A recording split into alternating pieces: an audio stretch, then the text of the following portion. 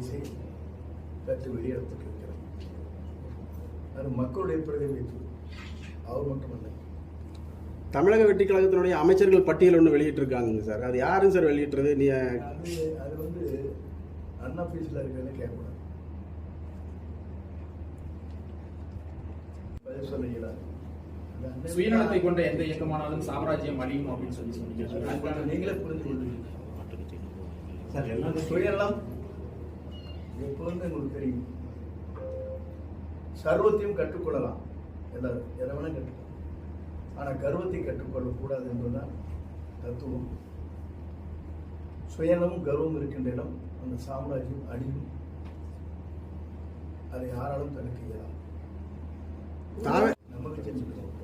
வேற எந்த கட்சியில அனைத்து கட்சியும் இது தொடர்ந்து நடைபெறக்கூடிய ஒன்று. நாங்களே ரிசார்ட்ல இருக்கோம் 22 நாள். அது தெரியாது உங்களுக்கு? இல்லை, அந்த மாதிரி போயிடக்கூடாது. அந்த மாதிரி போயிருக்காங்க. எங்களுக்கு இருப்பவர்கள் தெளிவாக இருக்கிறாங்க.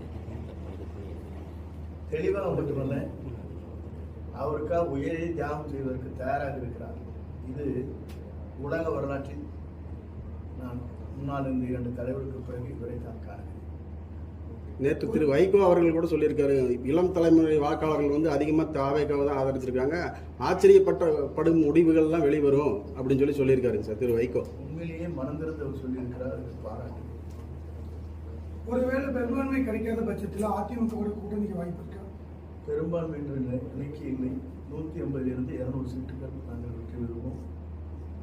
அதுதான் இந்த தமிழகத்தின் இலக்காக இருக்கிறது, மக்களுடைய மனதில் இருக்கிறது.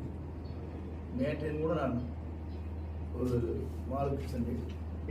ஒரு 100கணக்கான பேர் வரவேற்று பேசினார்கள். விமானத்திலே வருகிற போதும் ஒரு 10-15 பேர் படம் எடுத்தார்கள். உட்கார்ந்துட்டு சீட்டு போடுவோம். இதெல்லாம் வியக்கத்தக்க ஒன்று. இதுவரையும் நான் காணாத ஒரு காட்சியை கண்டேன். நன்றி.